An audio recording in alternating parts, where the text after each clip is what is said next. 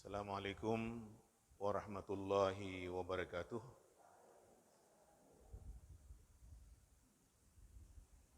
Alhamdulillahilladzi nahmaduhu wa nasta'inuhu wa nastaghfiruh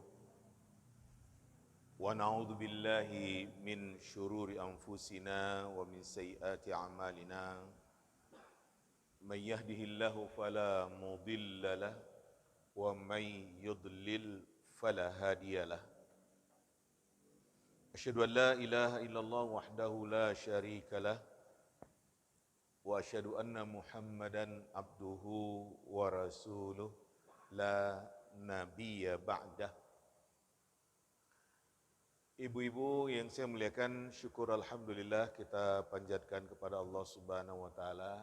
Kembali kita bersama di dalam majlis ini.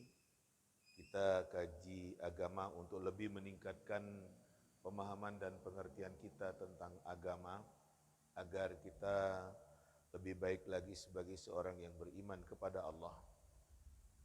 Ibu-ibu yang saya muliakan, kajian kita pada pagi hari ini kajian tematik yang mengangkat judul kewajiban seorang muslimah terhadap dirinya.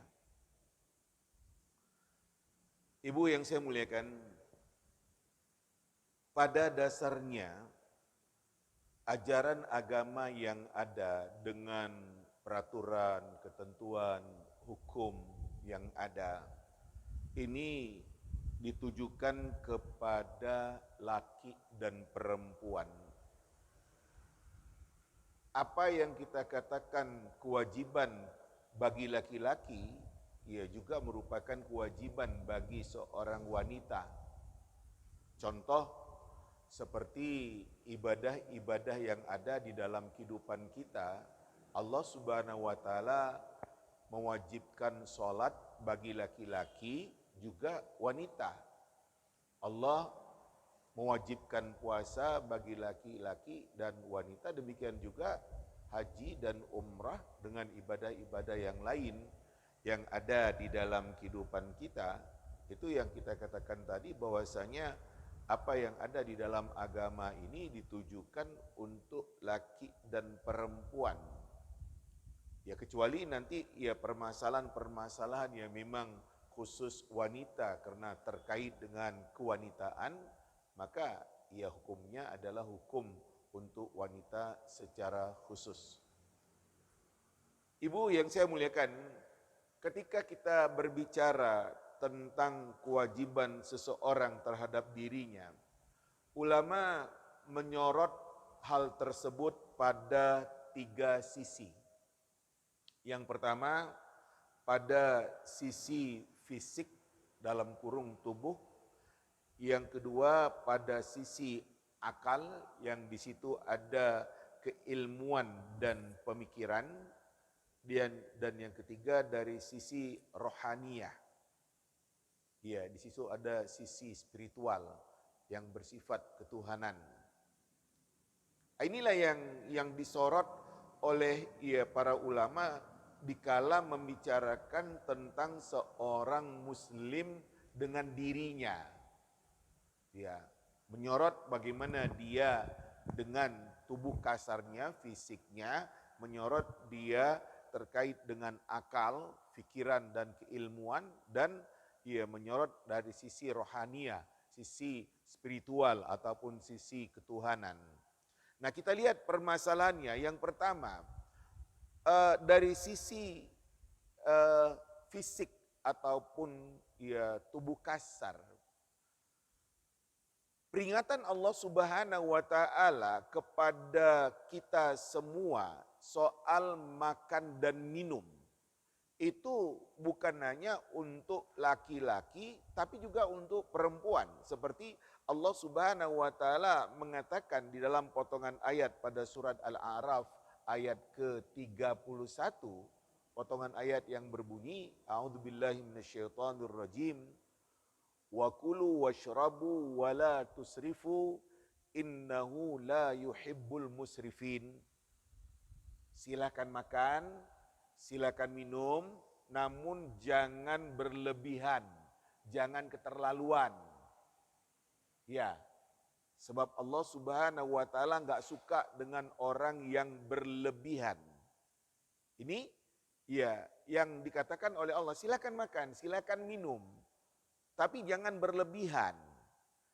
Nah, ayat ini bukan hanya untuk laki-laki tapi juga untuk perempuan. Dalam masalah makan dan minum dipersilakan oleh Allah Subhanahu wa taala dengan suatu catatan, jangan berlebihan, jangan keterlaluan.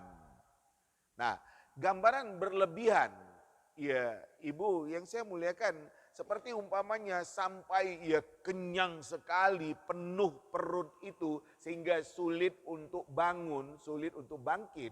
Nah itu kan nggak benar, ya nggak benar. Atau umpamanya ada makanan yang secara kesehatan oleh dokter sudah dilarang, nggak boleh, jangan. Tapi dia bersikap tidak peduli, itu keterlaluan. Ya nanti kalau berakibat, iya kan? Kamu sendiri yang akan merasakannya. Apa gunanya nikmat sesaat tapi setelah itu menderita? Karena kita di dalam kehidupan yang ada usia muda yang kita katakan semuanya masih oke, ya, masih enak aja. Tapi kalau usia sudah mulai lanjut dan kemudian ya ternyata dari makanan ataupun minuman itu tidak diterima oleh tubuh kita, malah akan berakibat. Ya kan? Saya selalu bahasakan, apa artinya nikmat sesaat kalau setelah itu kamu menderita. Ibu itu atau bapak itu kita katakan punya asam urat. Ya habis makan disikat semua, setelah itu kakinya bengkak, gak bisa jalan. Lah kan? Salah siapa?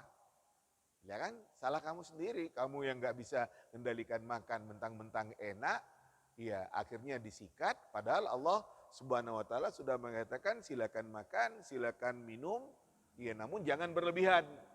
Allah gak suka dengan orang yang berlebihan. Itu. Hadis Nabi Sallallahu Alaihi Wasallam juga yang menyebutkan seperti demikian. Ibu-ibu yang saya muliakan, sebelum manusia dengan ya ilmu kedokteran, Nabi Sallallahu Alaihi Wasallam sudah mengemukakan tentang masalah makan. Kata Nabi, ma mala'a adamiyun wi'aan syarran min batnih. Tidak ada wadah yang ya dipenuhi oleh manusia yang lebih buruk dibandingkan dengan perutnya. Fa idza kana la mahala fa'ilan.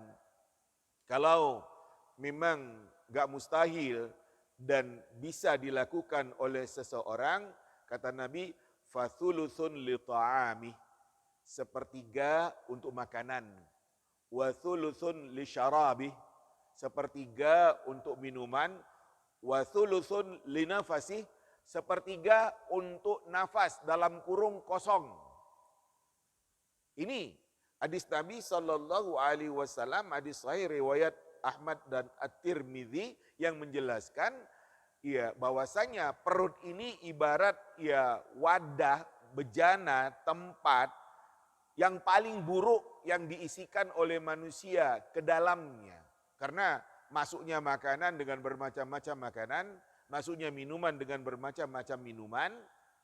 Nah, kata Nabi, ya itu ya akan berakibat nantinya kalau bisa ya seseorang itu, dan rasanya memang bisa, kata Nabi, ya sepertiga makanan, sepertiga minuman, dan sepertiga kosong. Ini arahan Nabi Sallallahu Alaihi Wasallam. Ibu yang saya muliakan, sahabat Umar bin Khattab radhiyallahu anhu mengatakan, iyyakum wal bitna fit ta'am wasyarab. Jauhi, hati-hati kalian dengan sikap rakus atau berlebihan di dalam masalah makanan dan minuman. Fa inna mufsidatun lil jasad. Makanan ataupun minuman yang kamu rakus ya dengan makanan dan minuman itu bisa merusak tubuh kamu.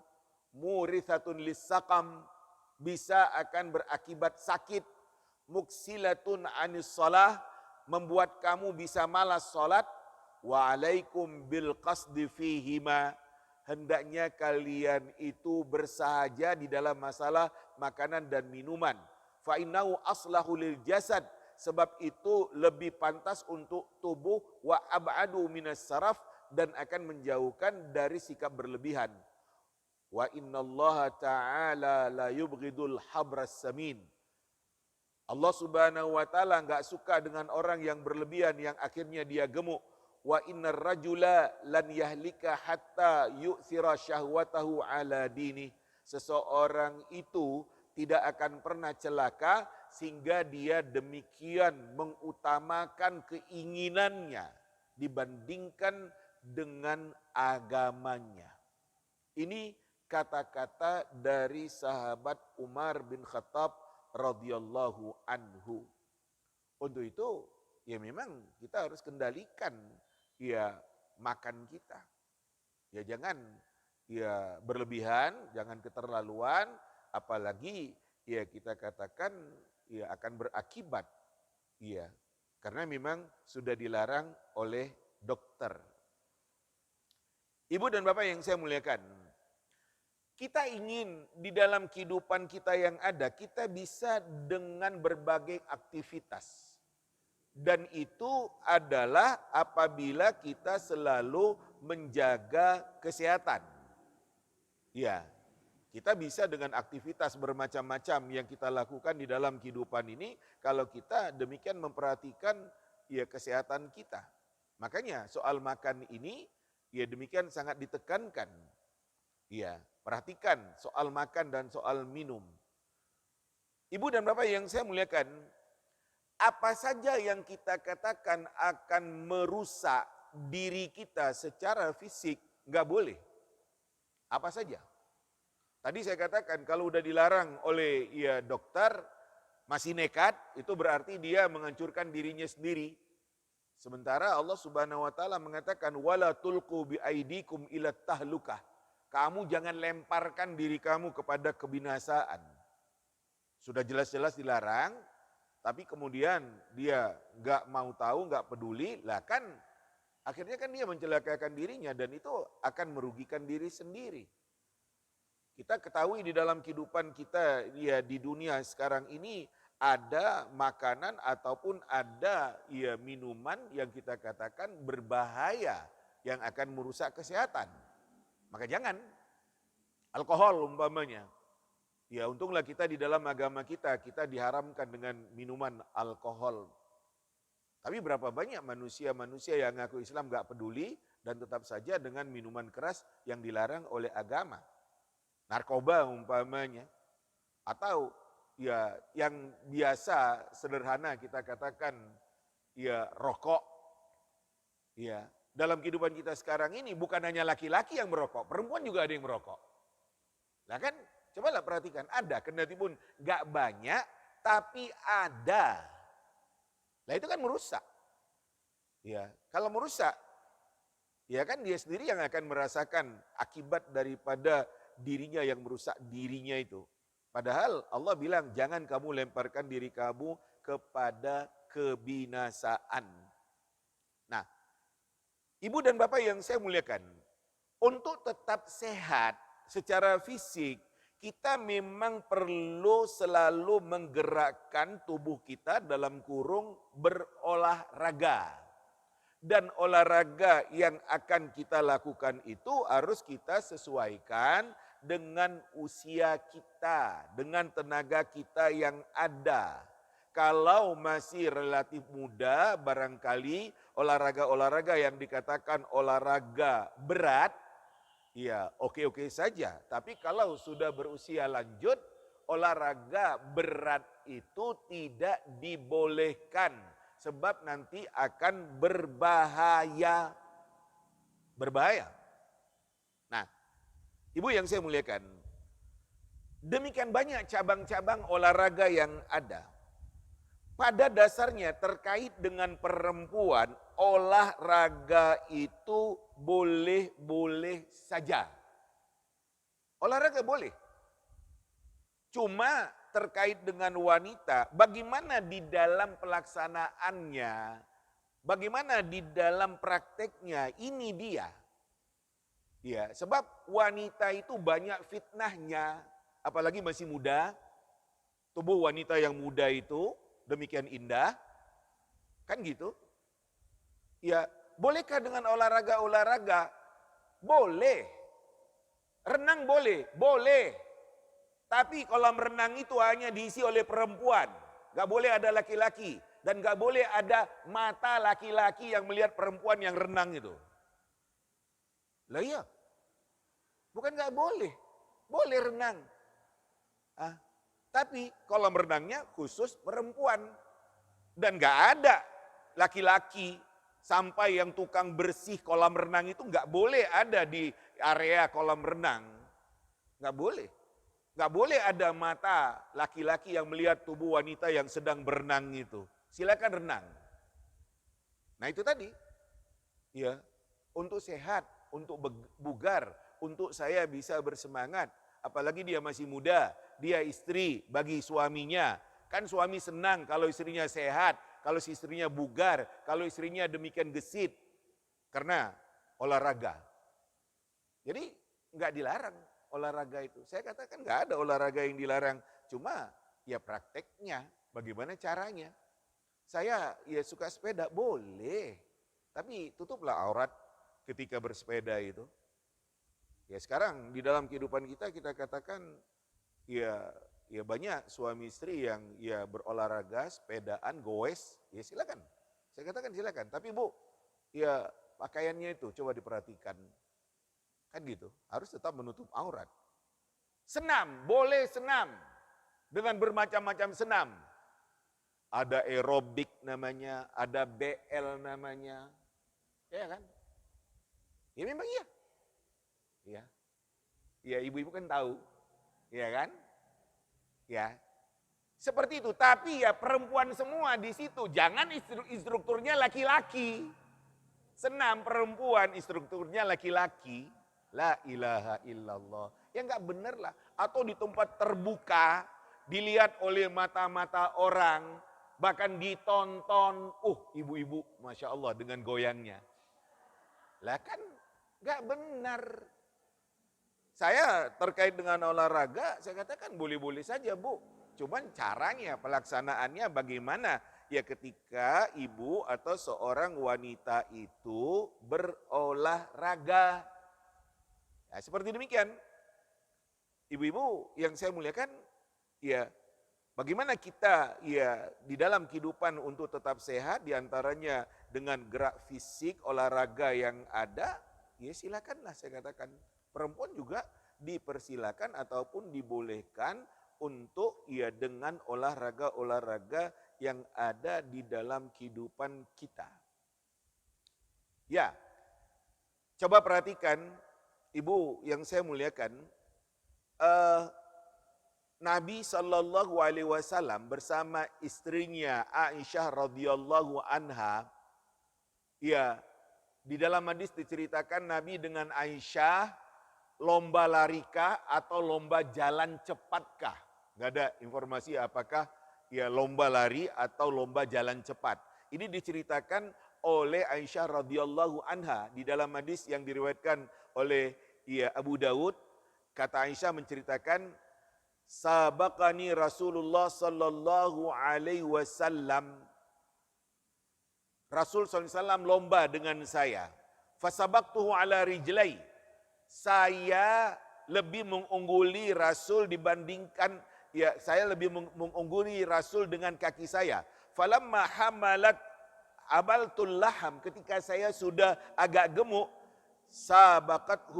sabaqtuhu fasabaqani. Saya lomba lagi dengan Nabi, ternyata Nabi yang mengungguli saya. Kemudian kata Nabi, hadza bitilkas sabaqah.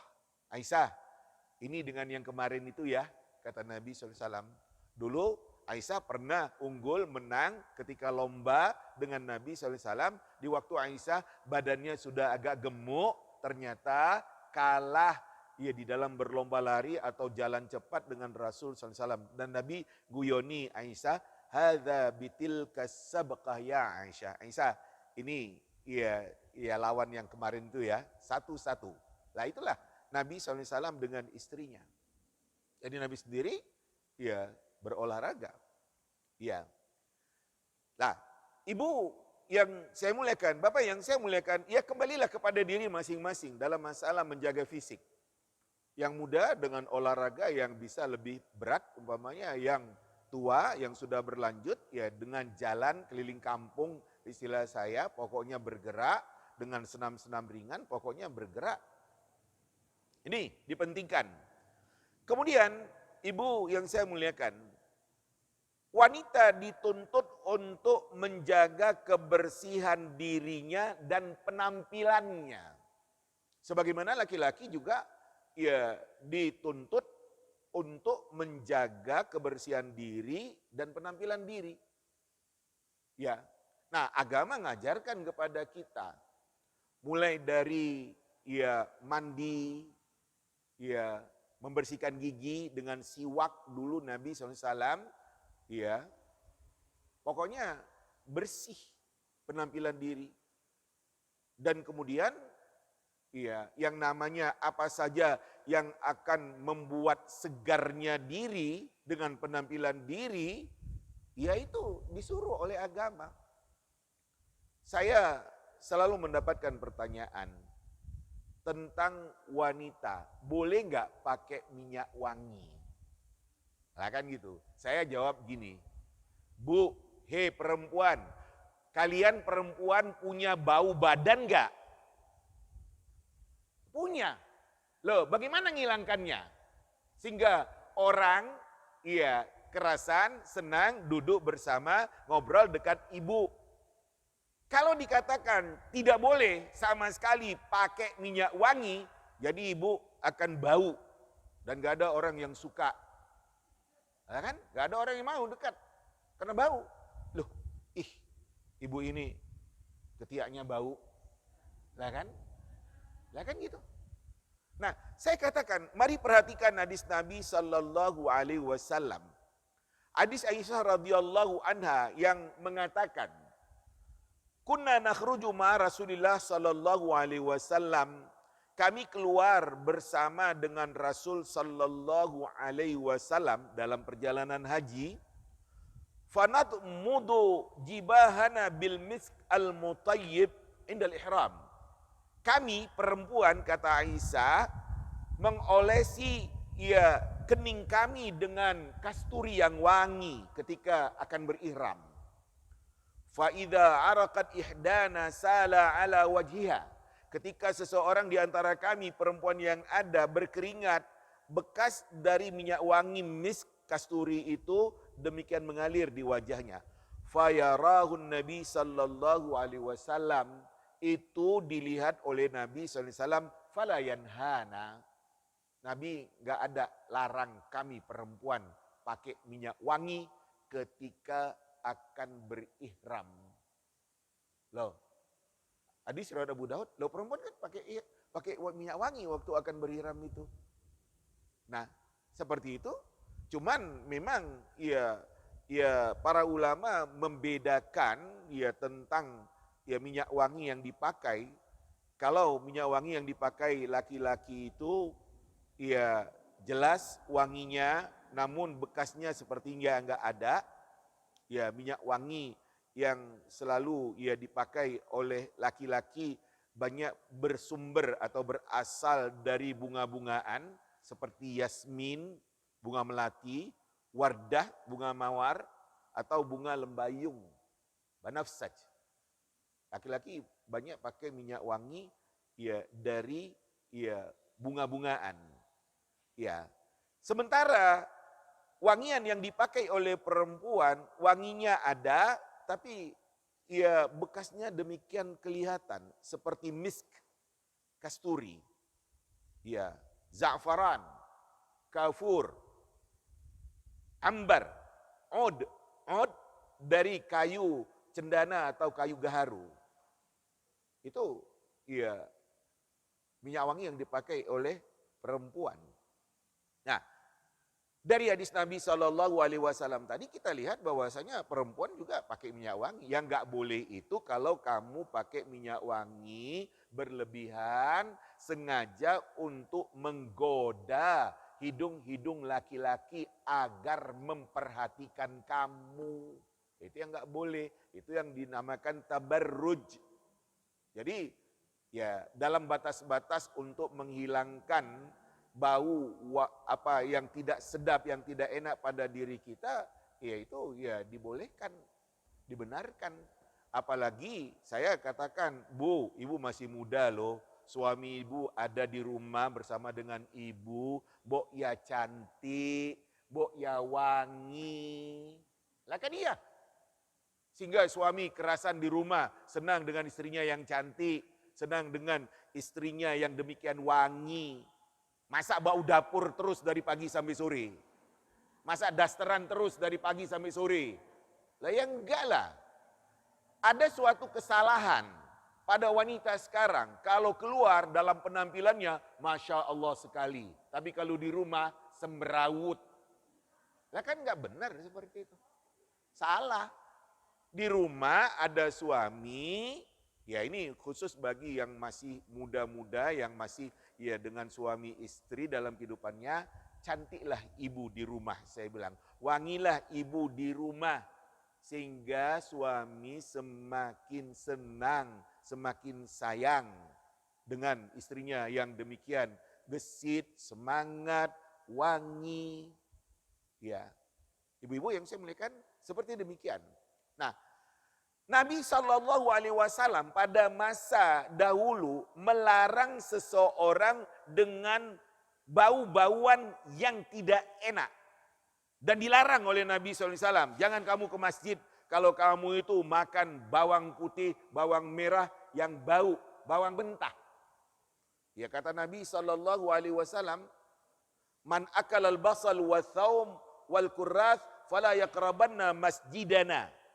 Barang siapa yang tadi dia itu makan bawang merah, bawang putih atau sejenis bawang yang mengeluarkan bau, jangan dekat-dekat dengan masjid kami. Fa innal malaikata ta'adza mimma yata'adza minhu banu Adam. Malaikat terganggu dari bau yang enggak enak, sebagaimana orang-orang juga terganggu dengan bau yang tidak enak itu.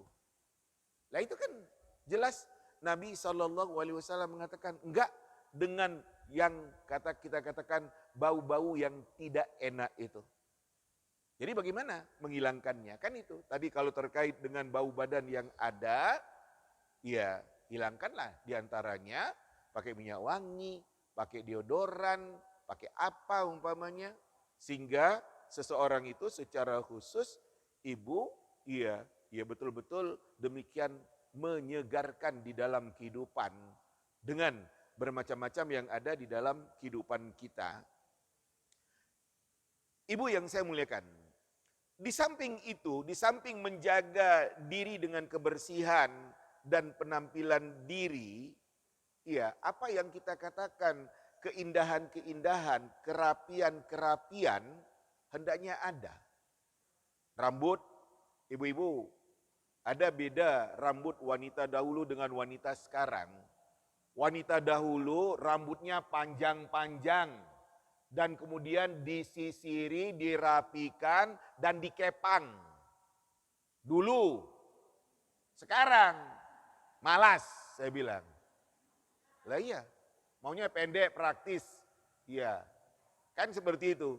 Lah, tapi betapapun keadaan rambut itu tetap harus dirapikan. Gak boleh seminggu gak disisirin. Lah kan? Ya gak bener lah. Kok seperti itu? Nabi SAW sudah ya mengingatkan jangan dengan penampilan yang tidak rapi, jangan aut-autan.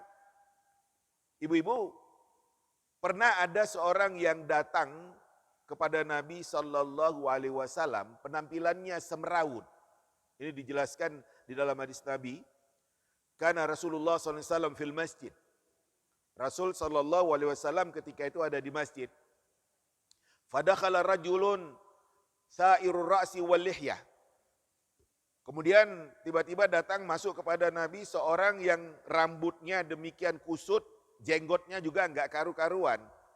Fa asyara ilaihi Rasul biyadih.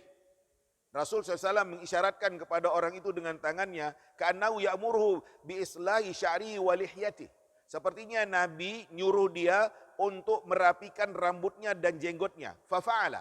Kemudian laki-laki itu melakukan seperti yang diisyaratkan oleh Nabi, thumma raja'a. Kemudian dia datang kembali kepada Nabi, faqala Nabi sallallahu alaihi wasallam. Kemudian Nabi sallallahu alaihi wasallam mengatakan, "Alaysa hadza khairan min an ya'tiya ahadukum tha'irar ra'si ka'annahu syaitan?" Kata Nabi, setelah orang ini datang dan rapi, rambutnya rapi, jenggotnya rapi, bukankah penampilan seperti ini lebih baik daripada seseorang kalian datang rambutnya kusut seperti setan, kata Nabi. Seperti setan. Nabi bilang seperti itu. Karena waktu awal laki-laki itu datang, rambutnya enggak karu-karuan, jenggotnya semrawut. Sepertinya Nabi mengisyaratkan, kamu rapikan dulu diri kamu, sisir rambut kamu, jenggot kamu itu kamu rapikan. Setelah itu orang itu kembali dalam keadaan sudah rapi. Kemudian Nabi bilang, yang seperti ini kan lebih baik daripada seseorang datang rambutnya kusut, kata Nabi, ka'annahu syaitan, sepertinya dia itu setan. Jadi yang semrawut, yang gak rapi oleh Nabi diistilahkan dengan setan. Lah kan iya, Nabi yang bilang kok seperti itu. Hadis riwayat Imam Malik di dalam kitab Al-Muwatta. Nah ibu-ibu, ya Nabi SAW demikian. Ya, ibu-ibu, ya Nabi SAW kalau ada akan berkunjung, kalau ada dikunjungi oleh orang-orang, Nabi itu merapikan diri. Mau pergi bertemu dengan sahabat-sahabatnya, Nabi merapikan diri, atau ya Rasul didatangi oleh seseorang. Ya, Nabi itu rapi ketika menerima seseorang yang datang, ketika ada yang ingin ketemu dengan Nabi sallallahu alaihi wasallam.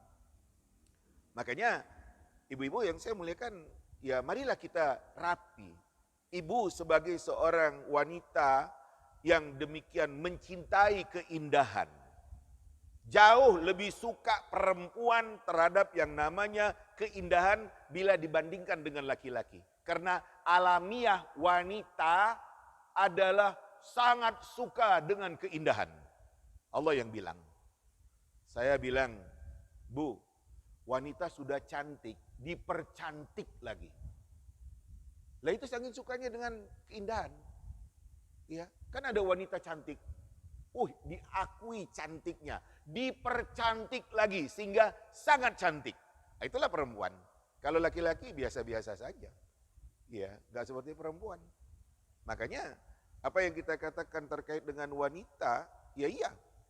Dan kemudian saya katakan, Ibu dan Bapak yang saya muliakan, kalau sekiranya bisa dengan penampilan yang lebih baik karena memang punya, kenapa enggak? Saya katakan, kenapa enggak?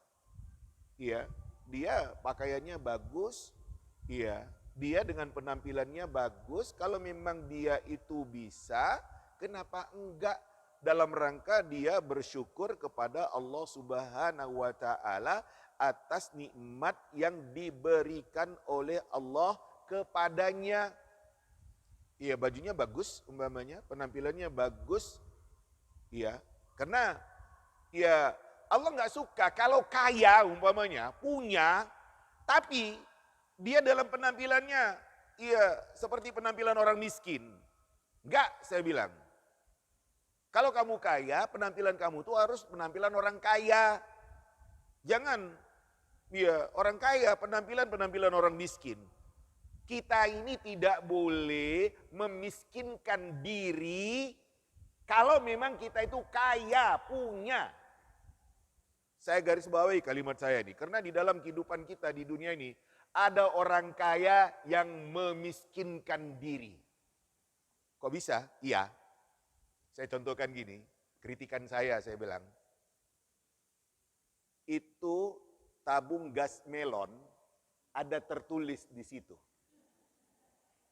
Ya kan? Orang kaya, kamu jangan pakai atau beli tabung gas melon itu. Gak malu kamu dengan tulisan itu? Orang kaya beli gas melon. Lah kan? Baca itu tulisan itu, saya bilang. Baca tulisan itu. La ilaha illallah, saya bilang. Kalau kaya ya enggak itu untuk orang miskin. Masa orang kaya memiskinkan diri? Enggak, saya bilang. Rumah besar, mobil bagus, pakaian Masya Allah. Gas di rumah, gas melon. Enggak, saya bilang. Kalau kaya, enggak itu gas saya. Nah, kira-kira seperti itu. Nah, jadi demikian juga di dalam penampilan diri, di dalam berpakaian. Kalau memang bisa beli yang bagus, mahal juga, enggak apa-apa. Orang dia bisa kok. Ya enggak apa-apa. Ya. Hadis Nabi SAW mengatakan, Innallaha yuhibbu an yura atharu ni'matihi ala abdih. Allah Subhanahu wa taala suka bekas dari nikmatnya terlihat pada hambanya. Tanda saya orang kaya, ini saya, kendaraan saya, mobil saya. Ini saya dengan pakaian saya. Ini saya dengan kehidupan saya. Iya boleh. Baju bagus, sandal, sepatu bagus. Boleh. Mahal, dia bisa beli kok. Iya. Ibu, ini hadis Nabi SAW yang lain. Kata Nabi SAW, La yadkhulul jannah man kana fi qalbi mithqalu dzarratin min kibr. Tidak akan masuk surga orang yang di hatinya ada seberat zarrah dari rasa sombong. Lantas ada seorang yang bilang kepada Rasul, Ya Rasulullah, innar rajula yuhibbu an yakuna thawbuhu hasanan wa na'luhu hasanah. Ya Rasulullah, ada orang yang dia suka bajunya bagus, sandalnya bagus.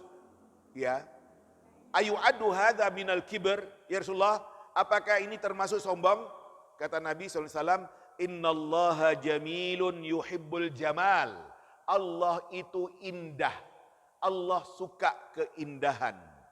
Al-kibru batarul haqqi wa ghamtun nas. Sombong itu adalah menolak kebenaran dan meremehkan orang, melecehkan orang. Nah ini kata Nabi. Jadi bolehkah sepatu saya bagus, baju saya bagus? Boleh. Ya. Nah kan Nabi kemudian mengatakan yang namanya sombong itu menolak kebenaran, meremehkan orang. Ibu-ibu yang saya muliakan, kita dengan nikmat yang kita terima, kita syukuri. Orang dengan nikmat yang dia terima, ya dia juga harus bersyukur kepada Allah Subhanahu wa taala. Karena kita di dalam kehidupan ini oleh Nabi SAW disuruh untuk melihat ke bawah, bukan melihat ke atas. Dan untuk itu kita akan senang, ridha, bahagia dengan apa yang ada dalam kehidupan kita.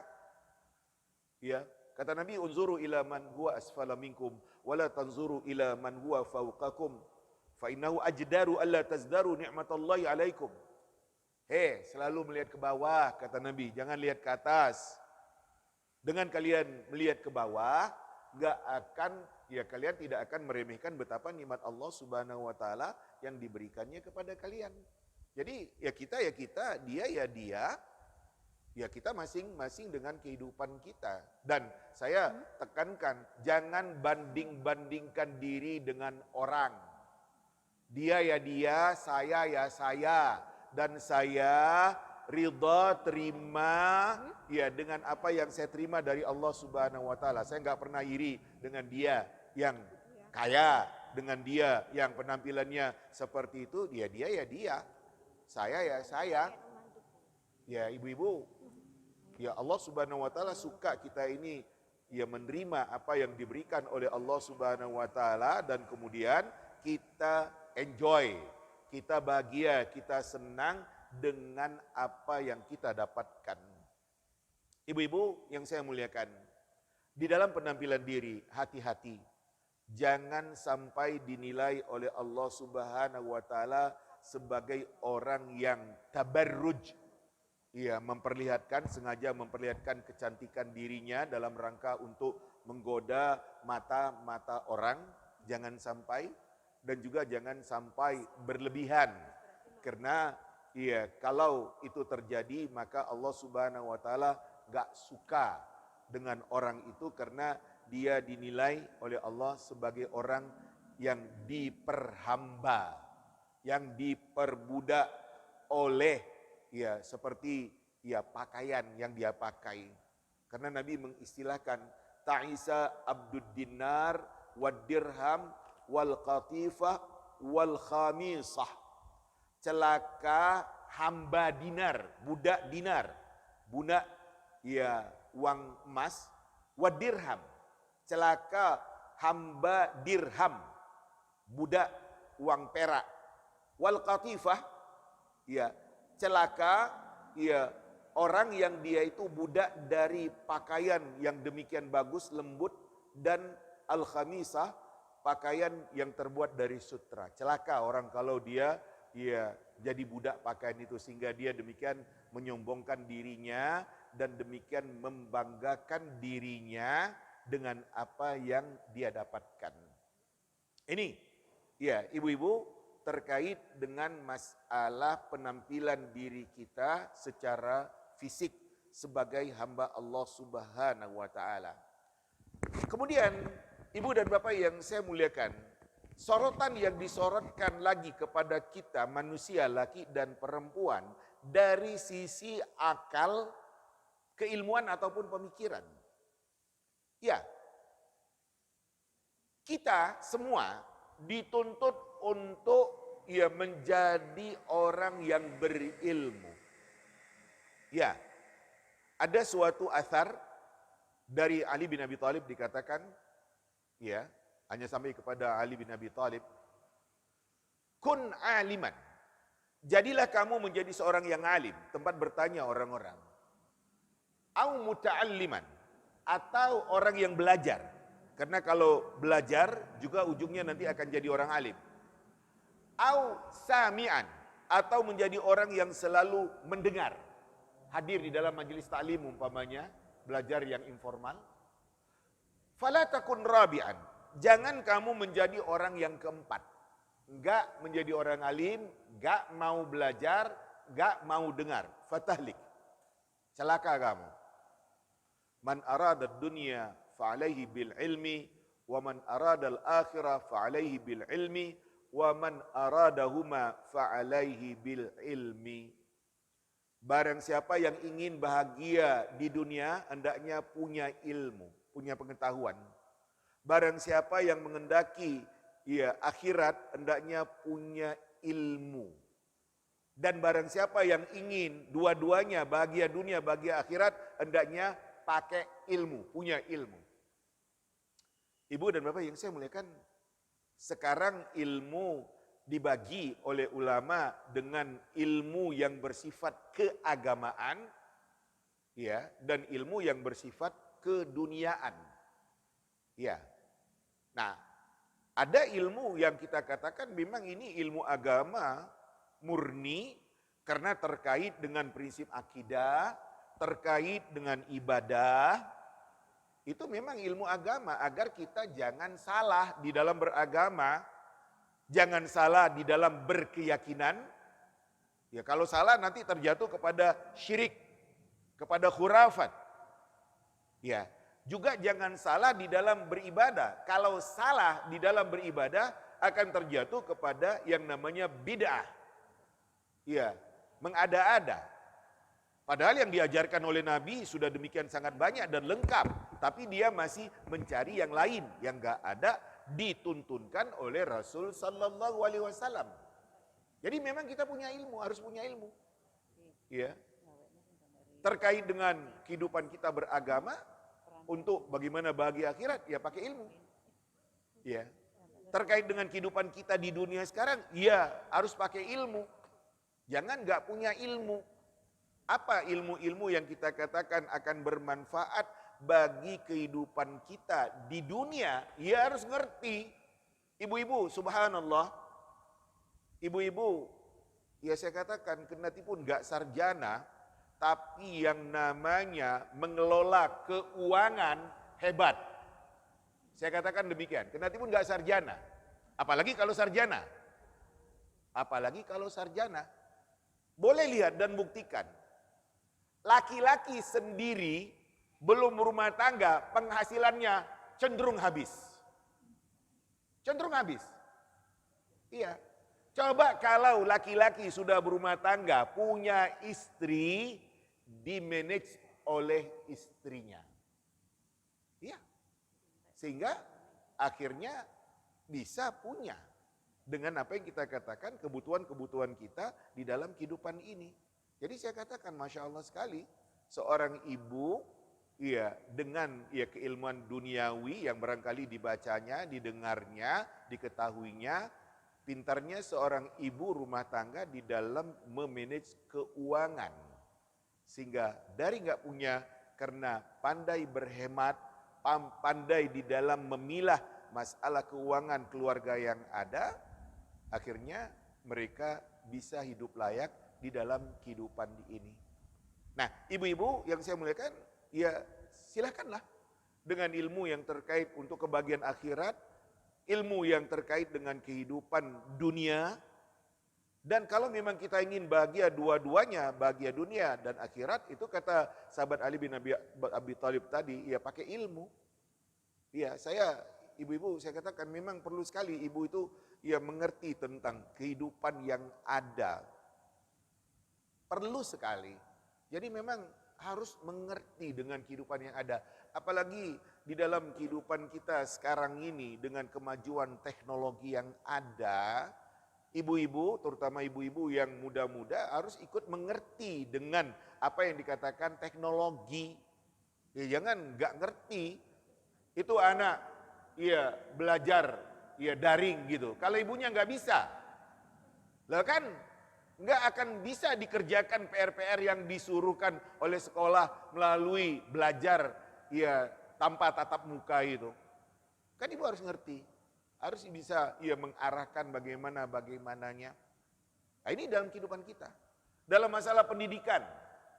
Ibu-ibu, saya selalu katakan, cara, mode, pendidikan anak dulu dengan sekarang beda. Iya, dulu anak melihat bapaknya itu, rasanya bagaimana? Karena terlampau keras. Sekarang anak main keras, lari anaknya. Iya, lari. Lah kan beda pendidikan dulu dengan pendidikan sekarang. Sekarang anak harus dengan pendekatan, harus dengan dielus-elus. Ya seperti itu, disayang-sayang. Ya. Banyak dilakukan pelatihan parenting. Karena dianggap orang tua harus ngerti di dalam masalah pendidikan anak. Bagaimana jadi ayah yang baik bagi anak-anak yang ada. Bagaimana jadi ibu yang baik bagi anak-anak yang ada. Ya, berilmu sangat dituntutkan kepada kita, laki perempuan. Ya, bagaimana kita punya ilmu terkait dengan kehidupan nanti akhirat dalam kurung masalah-masalah yang memang erat kaitannya dengan agama atau yang terkait dengan kehidupan kita di dunia sekarang ini. Ibu-ibu yang saya muliakan, wanita sahabat perempuan pada masa Nabi Shallallahu Alaihi Wasallam demikian bersemangat dengan ilmu. Ibu-ibu, Nabi ketika memberikan tausiah, nasihat-nasihat keagamaan, perempuan nun di ujung sana. Suara Nabi sesayup-sayup sampai kepada mereka. Barangkali ada yang kurang jelas dari penjelasan Nabi Sallallahu Alaihi Wasallam. Ternyata pada masa Nabi Sallallahu Alaihi Wasallam itu ada seorang perempuan yang memberanikan diri. Mengatakan kepada Nabi, ya Rasulullah, ij'al lana yauman min nafsika nata'allamu fi. Ya Rasulullah, tolong berikan untuk kami 1 hari dari kesempatan yang ada. Kami ingin belajar ya Rasulullah. Faqad ghalabana angkar rijal. Ternyata laki-laki lebih mendominasi terhadap engkau. Kami kalah karena perempuan nun di ujung sana di Masjid Nabawi. Itu tadi saya katakan suara Nabi sesayup-sayup sampai barangkali ada yang kurang jelas. Apa kata Nabi kepada wanita-wanita yang ada? Mau idukunna daru fulana. Janji saya dengan kalian nanti di rumah si fulana itu. Di rumah ibu itu kata Nabi.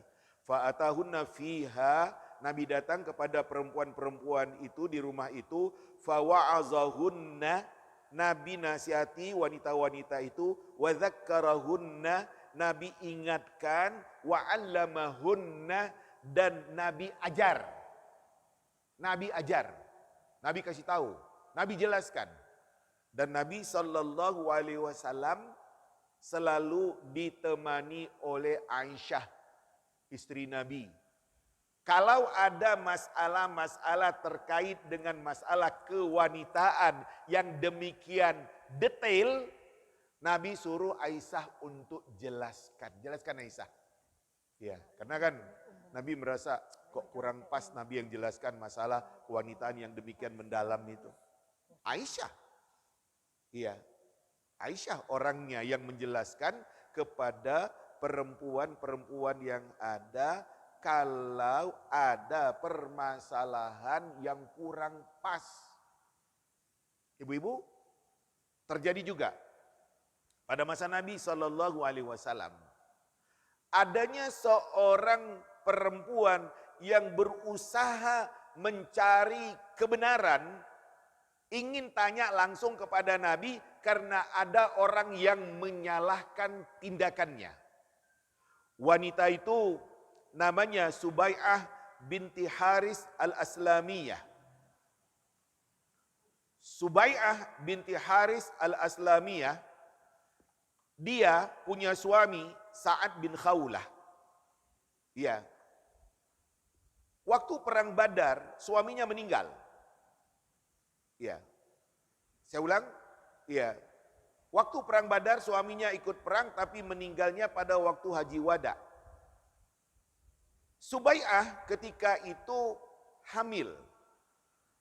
Ya, setelah dia melahirkan, suaminya meninggal, kemudian dia itu berdandan, menghiasi diri, mempercantik diri. Lantas ada seorang laki-laki yang namanya Abu Shanabil bin Ba'ka. Laki-laki yang dipanggil dengan Abu Shanabil itu bilang kepada Subai'ah, "Mali araki tajammalti lil khutab, turajjina nikah?" Ada apa kamu? Kok ya dandan cantik-cantik, ya ingin kawin lagi ya, ingin dilamar orang ah? Kata ya Abu Shanabil kepada Subai'ah. Ibu-ibu, ketika dia ya dikatakan seperti itu, dia merasa enggak enak. Buru-buru dia datang kepada Rasul sallallahu alaihi wasallam, tanya, "Ya Rasulullah, suami saya meninggal, saya hamil. Setelah saya melahirkan, bersih dari nifas saya dandan, saya menghiasi diri saya, ternyata ada orang yang ngeritik saya, menyalahkan saya. Bagaimana ya Rasulullah?" Dia tanyakan kepada Nabi sallallahu alaihi wasallam. Nabi sallallahu alaihi wasallam menjelaskan, kalau memang sudah melahirkan, bersih dari nifas yang ada, berarti dia sudah lepas dari masa iddahnya. Wa ulatul ahmal ajaluhunna ayyadha'na hamlahun. Wanita yang hamil, batas iddahnya sampai dia melahirkan. Kalau dia sudah melahirkan bayinya dan sudah bersih dari nifas yang ada, berarti dia sudah lepas dari masa iddahnya. Ibu-ibu, seperti itu? Ya, karena yang dimaksud dari masa iddah itu masa menunggu untuk memastikan bahwasanya rahim perempuan itu sudah kosong. Dan kalau memang yang namanya Subai'ah sudah melahirkan bayinya dan dia sudah lepas dari masa iddahnya, berarti kan dia sudah selesai dari masa iddahnya. Dan kalau memang dia mau nikah lagi, mau kawin, dia berhias diri, ya gak ada salahnya. Tapi ternyata ada orang yang mengkritik dia dengan keras. Sehingga akhirnya Subai'ah lari mengejar Rasul Sallallahu Alaihi Wasallam untuk mendapatkan kepastian bagaimana sebenarnya tentang dirinya. Dijelaskan oleh Nabi Sallallahu Alaihi Wasallam. Nah, ini yang terjadi pada masa Nabi Sallallahu Alaihi Wasallam dahulu. Ibu-ibu, jadi sebagai wanita saya harus belajar apa? Yang pertama sekali terkait dengan agama, terkait dengan Al-Quran, bisa baca dengan bagus, ngerti, tahu dengan ayat yang ada, dan apa tuntutan dari ayat, perintah saya lakukan, larangan saya tinggalkan, ini yang utama sekali. Jadi sangat penting seorang wanita, ngerti dengan Al-Quran, itu yang kita pelajari di dalam majelis ini. Kemudian ngerti dengan hadis Nabi Sallallahu Alaihi Wasallam, tahu hadis Nabi terkait dengan permasalahan-permasalahan yang ada. Yang ketiga, ngerti dengan sejarah hidup Nabi, sirah an-nabawiyah, sejarah hidup dan perjuangan Nabi, sehingga kita akan demikian memuliakan Nabi yang sudah demikian memperjuangkan agama ini. Dan berikut ketahui juga lah bagaimana berita tentang sahabat-sahabat wanita yang ada pada masa Nabi dengan berbagai peristiwa yang terjadi pada diri mereka.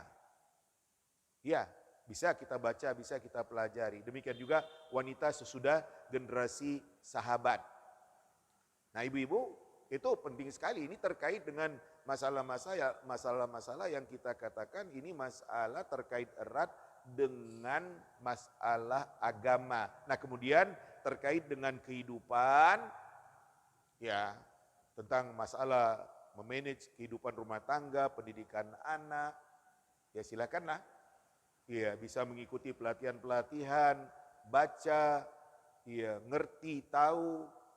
Karena memang apabila ada wanita yang berilmu, tentu akan lebih baik. Apabila dia sebagai seorang istri umpamanya, atau dia sebagai ibu bagi anak-anaknya, tentu dia demikian sangat baik. Makanya berilmulah.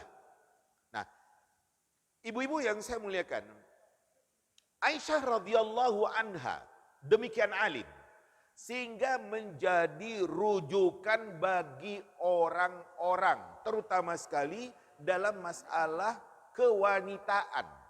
Makanya Aisyah, istri Nabi, banyak sekali meriwayatkan hadis. Karena dia tahu betul dengan permasalahan-permasalahan, terutama sekali permasalahan yang terkait dengan masalah perempuan. Aisyah demikian cerdas. Ibu-ibu, komentar-komentar dari ulama, dari sahabat, betapa Aisyah itu demikian alim, demikian berilmu, ini banyak dijelaskan. Banyak dijelaskan. Karena memang Aisyah itu orangnya pintar, orangnya cerdas. Sehingga menjadi tempat bertanya dari orang-orang yang ada, terutama sekali terkait dengan masalah kewanitaan. Tapi bukan saja dalam masalah kewanitaan, masalah-masalah yang lain juga yang namanya Aisyah demikian baik. Ibu-ibu, diriwayatkan tentang Aisyah, seorang yang mengatakan, ma ra'aitu ahadan a'lama bi fiqhin wala bi tibbin wala bi syair min Aisyah. Saya tidak melihat ada seorang yang lebih alim terkait dengan fikih atau dengan masalah pengobatan sesuai dengan kehidupan yang ada dahulu. Demikian juga masalah syair. Gak ada yang lebih hebat dibandingkan dari Aisyah. Aisyah ya demikian ya mengerti. Imam Az-Zuhri mengomentari tentang Aisyah, "Lau jumi'a ilmu Aisyah ila ilmi jami'i azwajin Nabi wa ilmi jami'in nisa, lakana ilmu Aisyah afdal." Kalau dikumpulkan ilmu Aisyah dengan ilmu seluruh istri Nabi, dengan ilmu wanita-wanita yang ada ketika itu, ilmu Aisyah lebih hebat, lebih unggul. Ini pujian terhadap Aisyah radhiyallahu anha karena memang dikenal dengan kealimannya. Itulah Aisyah radhiyallahu anha.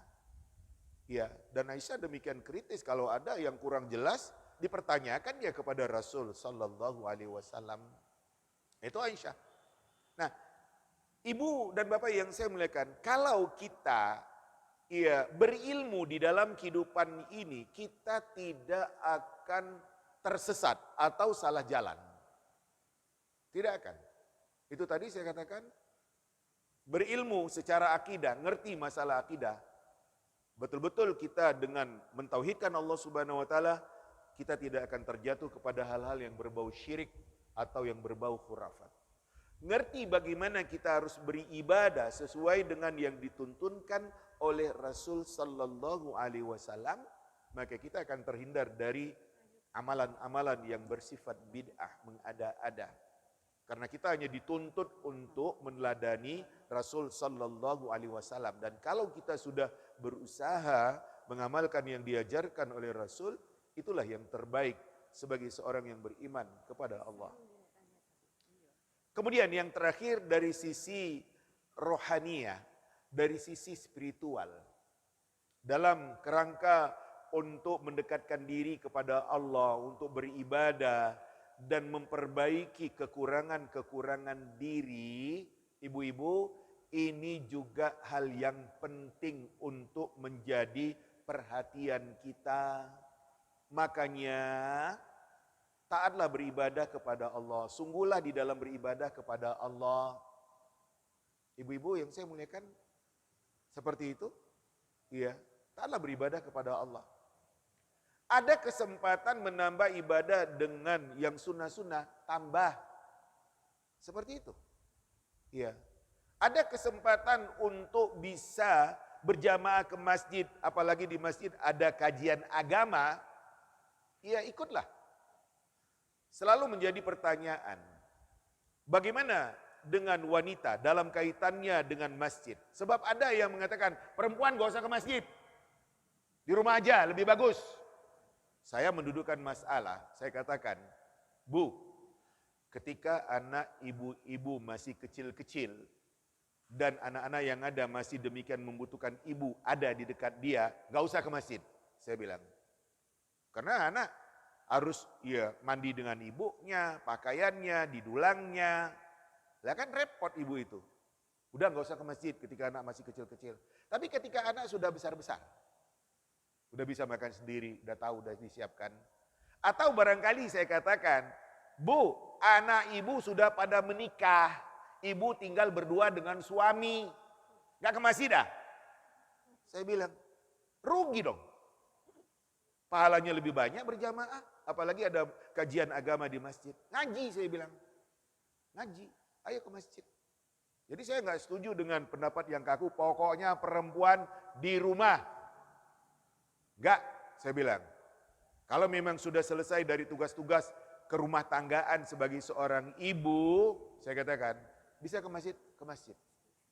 Karena Nabi mengatakan, la tamna'u ima Allah masajid Allah wal yakhrujna tafilat. Jangan kalian larang hamba Allah yang perempuan itu untuk ke masjid. Iya, kata Nabi, jangan kalian larang. Suami, jangan kamu larang istri kamu itu untuk dia ke masjid. Ya, aku tak ke masjid ya, ngapain? Ya sholat, ada pengajian. Jangan. Gak boleh suami seperti itu. Atau bapak terhadap anak gadisnya. Gak boleh seperti itu. Dia mau jamaah. Dia mau ada pengajian. Di rumah udah dibereskan kok. La tamna'u ima Allah masajid Allah wal yakhrujna tafilat. Jangan kamu larang hamba Allah perempuan itu untuk ke masjid. Ya untuk sholat jamaah, untuk pengajian umpamanya. Tapi hendaknya mereka itu keluar ya dengan persyaratan menutup aurat dan dengan persyaratan-persyaratan yang dikatakan oleh agama. Jadi ibu-ibu seperti demikian. Saya katakan, Bu, ada kesempatan untuk lebih mendekatkan diri kepada Allah dengan ibadah, dengan zikir, dengan doa. Ayo lakukan. Ayo. Iya. Ibu-ibu, kita di dalam kehidupan beragama di rumah tangga, kan gak harus sama, gak mesti sama. Iyalah kalau sama, dengan arti kata, saya dari keluarga santri, suami saya juga dari keluarga santri. Kan mudah titik temunya. Kalau gak sama, nah kan, terjadi. Istri bilang, iya kami berasal dari keluarga santri. Suami saya banyak di antara keluarga mereka yang gak sholat. Islam, nah kan? Ini kan tantangan. Atau sebaliknya, suami bilang, kami berasal dari keluarga santri. Istri saya gak sholat keluarganya. Nah kan? Ini kan tantangan. Nah, siapakah yang bisa bimbing di dalam kehidupan berumah tangga, mencontohkan yang terbaik dan mengajak kepada yang baik-baik itu? Kata si istri, suami saya itu saya yang bimbingnya dan itu diakui oleh sang suami. Atau sebaliknya, si istri mengatakan suami saya yang bimbing saya, suami saya yang nuntun saya, yang mengarahkan saya. Nah kan? Coba perhatikan hadis Nabi SAW yang menceritakan kepada kita. Rahimallahum ra'an qama minal lail wa aiqaza ahlah fa in abad nadaha ala wajihal ma. Ini tekstual hadisnya. Allah merahmati seseorang, laki-laki, yang bangun di waktu malam, tahajud. Dia bangunkan istrinya. Kalau istrinya enggan, gak mau, dia percikkan air ke wajah istrinya. Itu ungkapan hadis Nabi. Sebaliknya, rahimallahu mra'atan qamat minal lail wa aiqazat zaujaha fa in aba nadahat ala wajhil ma. Allah demikian merahmati seorang wanita yang bangun di waktu malam dalam kurung tahajud. Kemudian dia bangunkan suaminya. Kalau suaminya enggan, gak mau, dia percikan air ke wajah suaminya. Itu tekstual hadis. Saya bilang jangan percikan air. Cium wajah istri kamu itu. Dede, yang mama, bangun, yuk tahajud. Itu dia. Atau sebaliknya, ya bangun ya. Lah itu. Alangkah bahagianya kalau suami istri sama-sama bertahajud kepada Allah Subhanahu wa taala. Lah ini dia. Bukan hanya ngejar dunia, tapi berusaha untuk mendapatkan bahagia akhirat. Ibu-ibu, bapak yang saya muliakan, tambah dengan zikir-zikir dan doa-doa. Nah, yaitu sudah pernah saya sampaikan, amalkanlah wirid pagi, wirid sore itu. Nah, seperti demikian. Selalulah dengan doa-doa dari ayat Al-Quran, dari hadis Nabi. Berdoa, mohon kepada Allah Subhanahu wa taala karena kita menginginkan kebahagiaan dan kebahagiaan itu bukan dengan kayanya harta, tapi dengan kaya spiritual. Karena pengertian agama yang mendalam, karena ibadah, karena kedekatan diri kepada Allah Subhanahu wa taala. Iya, saya katakan seperti demikian. Ibu-ibu, apa doa-doa dari ayat? Mari pelajari. Dan kemudian hafalkan dan amalkan. Apa yang itu doa dari hadis-hadis Nabi Sallallahu Alaihi Wasallam? Hafalkan dan amalkan. Indah sekali kalau kita berdoa dengan doa-doa dari ayat Al-Quran, demikian juga yang dari hadis Nabi Sallallahu Alaihi Wasallam. Dan tidak ada yang lebih baik dari doa yang berasal dari ayat dan berasal dari hadis Nabi. Saya katakan seperti demikian. Makanya ini dia. Ya, doa dari ayat. Berawalan dengan Rabbi. Berawalan dengan Rabbana. Ini doa dari hadis Nabi Sallallahu Alaihi Wasallam yang berawalan dengan Allahumma. Saya kalau dalam kesempatan bimbingan haji, saya drill teman-teman yang ikut haji bersama dengan saya. Ayo, saya bilang, hafalkan. Iya, memang. Karena saya ingin, ya nanti setelah pulang haji, dia semakin dekat dengan Allah, dengan ibadahnya, dengan zikirnya, dengan doanya, dengan Al-Qur'annya. Banyak sekali doa dari ayat Al-Quran, banyak sekali doa dari hadis Nabi Sallallahu Alaihi Wasallam. Sampai saya katakan ibu-ibu yang saya muliakan, doa yang itu ya tidak diamalkan oleh orang-orang karena dia tidak kunut subuh. Ya, saya katakan, hafalkan doa kunut subuh itu dan amalkan. Karena demikian sangat indah isinya, saya bilang. Saya termasuk orang yang gak kunut subuh. Tapi saya selalu dengan doa kunut subuh yang saya baca habis sholat. Indah. Allahumma hdina fiman hadait. Kalau aku, Allahumma hdini fiman hadait. Saya pakai kami. Allahumma hdina fiman hadait. Ya Allah, tolong berikan hidayah kepada kami seperti orang-orang yang telah kau berikan hidayah kepada mereka. Wa'afina fiman afait. Tolong berikan keafiatan kepada kami, kesehatan, kesejahteraan, seperti orang-orang yang sudah kau berikan keafiatan kepada mereka. Wa tawallana fiman tawallait. Tolong tuntun bimbing kami seperti orang-orang yang sudah kau tuntun dan kau bimbing itu. Wa barik lana fima atait. Tolong berkahi kami ya Allah pada apa yang sudah kau berikan kepada kami. Sehingga nikmat-nikmat yang kita terima di dalam kehidupan ini menambah kebahagiaan kita.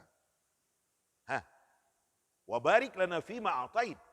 Tolong berkahi kami pada segala yang sudah kau berikan kepada kami itu.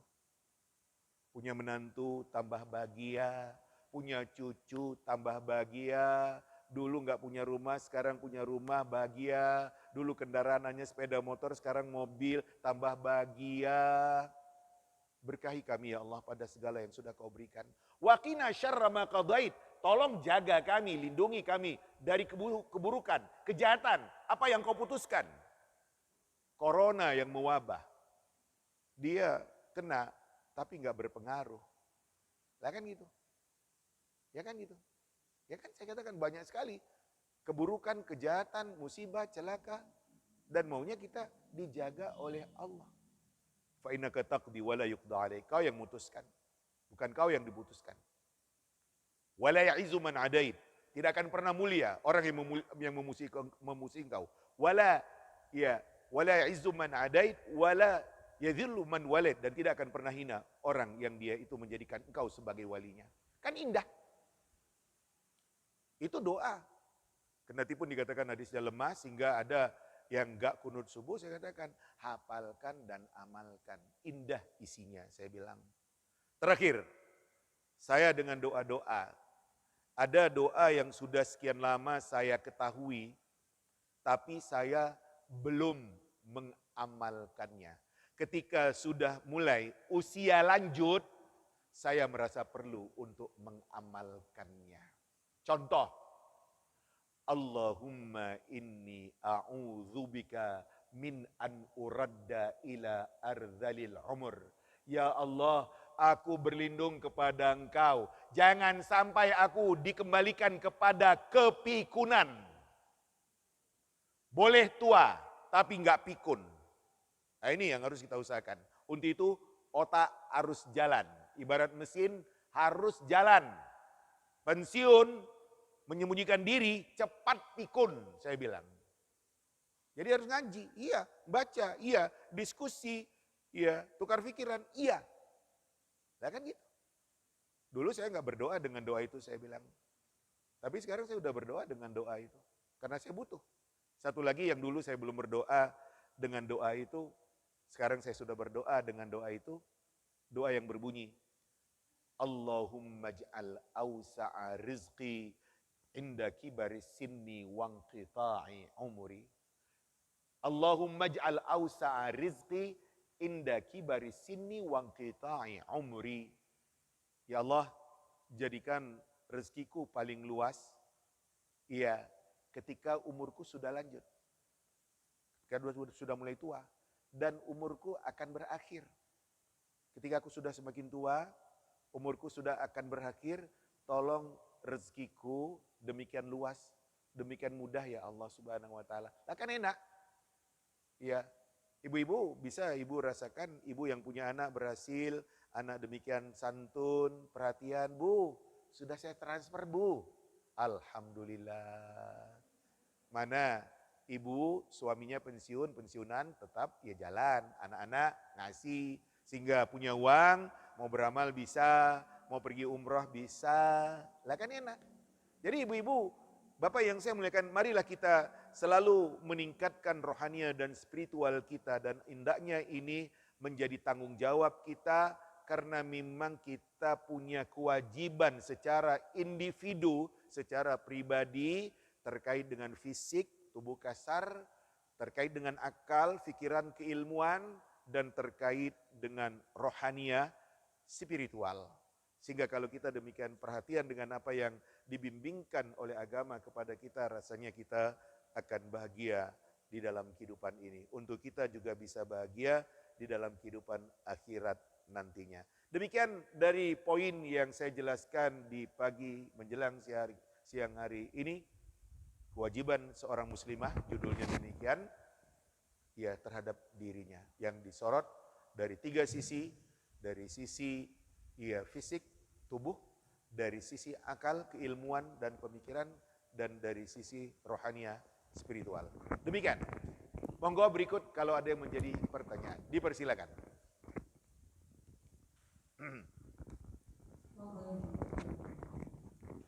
Terima kasih.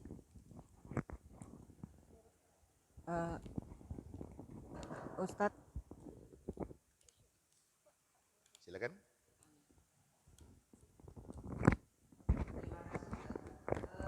mau bertanya tentang penjelasan Ustadz tadi tentang hukumnya parfum, Ustadz. Soalnya pernah mendengar penjelasan tentang hukum parfum untuk perempuan itu memang boleh, tapi jika bersama muhrimnya, dan haram hukumnya kalau tidak bersama muhrimnya. Itu yang gimana, Tad? Bu, tadi saya kutipkan hadis Aisyah radhiyallahu anha. Hadis Aisyah waktu akan pergi haji. Itu pergi haji itu kan keluar rumah bersama dengan orang-orang, ramai banyak. Aisyah ternyata pakai wangian. Lah itu tadi. Ya, pakai wangian. Pokoknya enggak berlebihan. Bukan dengan niat untuk menggoda hidung laki-laki, saya bilang. Karena itu tadi poin dasar saya katakan. Bu, ibu perempuan punya bau badan enggak? Punya. Bagaimana ngatasinya? Nah, kan seperti itu. Jadi saya katakan, enggak berlebihan. Sekedar untuk menghilangkan bau di badan saya, ya saya pakai. Ya, nah kan gitu. Jadi Aisyah sendiri menceritakan kepada kita, Aisyah waktu pergi haji, pakai wangi-wangian bersama dengan wanita-wanita yang ada. Itu kata Aisyah, kami keluar bersama dengan Rasul SAW dalam perjalanan haji. Kemudian kami mengolesi atau melumuri ya kening kami dengan misk, dengan kasturi yang wangi ketika waktu akan berihram. Apabila ada seseorang di antara kami yang berkeringat, ya mengalirlah bekas dari minyak wangi itu di wajahnya. Itu dilihat oleh Nabi, tapi Nabi nggak pernah larang. Jadi ya seperti itu. Saya hanya garis bawahi, nggak berlebihan. Bukan dengan niat untuk goda hidung-hidung laki-laki. Orang saya, ya untuk ngatasi bau badan saya kok. Sebagaimana laki-laki disuruh dengan wangi-wangian, perempuan juga ya dengan wangi-wangian. Tapi garis bawahi, nggak berlebihan. Nggak ada niat untuk yang goda laki-laki dengan parfum wangi yang saya pakai. Ya seperti itu. Apalagi saya hadir di dalam majelis bersama dengan perempuan-perempuan yang ada, bersama dengan teman-teman saya. Kan lebih segar, lebih enak kalau pakai wewangian. Dan wangian itu macam jenisnya. Demikian tentang poin yang menjadi pertanyaan Ibu. Lanjut. Silakan.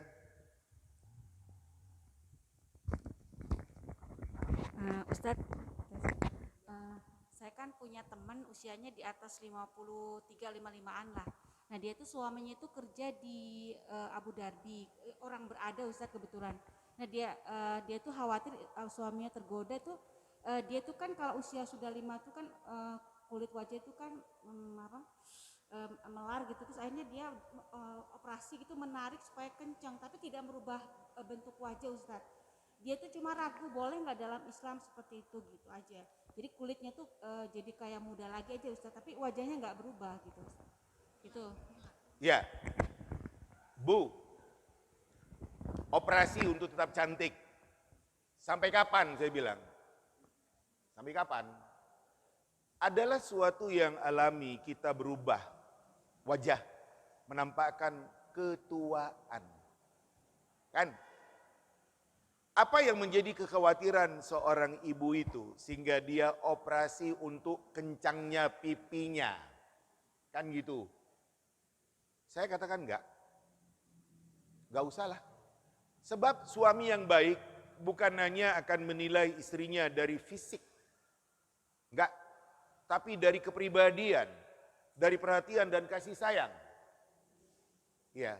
Kalau dari sisi fisik saja, disitulah si laki-laki di suatu saat akan meninggalkan istrinya ketika istrinya sudah tidak bisa lagi melayani dirinya. Berbahaya. Saya mengatakan laki-laki itu perlu juga ngaji, saya bilang.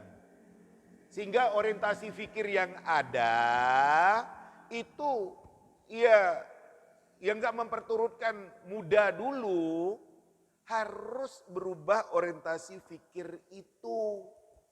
Jangan, saya contohkan selalu, saya katakan, istri kamu sudah menopause, kemudian kamu tinggalkan dia, seperti itu Dulu ketika dia masih muda cantik, Masya Allah sayangnya, sekarang kamu cari perempuan lain, karena dia sudah gak bisa lagi dengan kamu, gitu kah? Jangan gitu dong. Nah orientasi fikir ini yang perlu. Saya selalu mengatakan, Ibu dan Bapak yang saya muliakan, siapapun kita, laki perempuan, orientasi fikir kita harus berubah sesuai dengan perkembangan usia dan perkembangan keilmuan.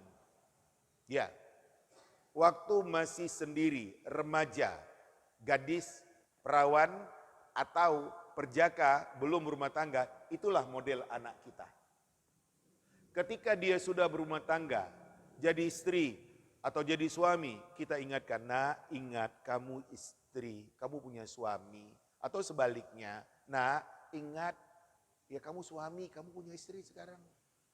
Ya nggak boleh seperti dulu, mau pulang nggak pulang. Apalagi kemudian sudah punya anak, ingat, nak, kamu istri bagi suami kamu, ibu bagi anak-anakmu. Atau kepada yang laki-laki, kamu suami bagi istrimu dan ayah bagi anak-anakmu. Sampai kemudian jadi kakek dan nenek. Hei kakek, hei nenek, sadar kamu. Harus gitu. Jadi jangan orientasi pikiran tuh duniawi, memperturutkan kemudahan. Itu saya contohkan dengan konkret. Istri kamu sudah menepos dan kemudian kamu tinggalkan dia. Astagfirullah, saya bilang. Hanya itu yang kamu kejar.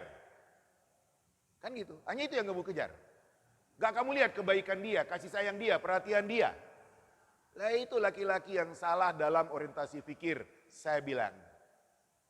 Iya, bahkan saya dengan bahasa guyon saya bilang. Kamu mau saya tetap perawan, wahai suamiku, tunggu nanti di surga. Aku tetap perawan. Karena ayat mengatakan demikian. Inna ansha'nahunna insya'a faj'alnahunna abkara. Kami ciptakan manusia perempuan itu lagi nanti dan kami jadikan dia tetap perawan. Oh, Masya Allah. Saya bilang seperti demikian. Dan ingat, saya garis bawahi. Wanita beriman, taat, soleh di dunia sekarang ini lebih cantik dari bidadari. Karena wanita salihah demikian bersusah payah dengan ibadahnya waktu di dunia, dengan amalnya. Bidadari hanya spesial untuk surga, gak pernah hidup di dunia. Jadi istri kamu itu akan jauh lebih cantik dari bidadari-bidadari yang ada. Apalagi? Makanya ngerti agama saya bilang. Jadi orientasinya bukan orientasi duniawi. Enggak, saya bilang salah betul si laki-laki itu kalau orientasinya duniawi dan memperturutkan dirinya, egoisnya, kesombongannya. Seperti yang saya kemukakan tadi. Ibu, bapak-bapak yang saya muliakan, waktu yang membatasi kita, ya tema dan judul yang dimintakan kepada saya sudah saya sampaikan. Mudah-mudahan bisa menambah ilmu, menambah pengetahuan, terutama sekali bagaimana kita menciptakan kebahagiaan di dalam kehidupan kita bersama dengan keluarga yang ada, bahagia dunia dan bahagia akhirat. Itu yang bisa saya sampaikan, mudah-mudahan ada manfaatnya, lebih dan kurang saya mohon maaf. Billahi taufik wal hidayah. Assalamualaikum warahmatullahi wabarakatuh.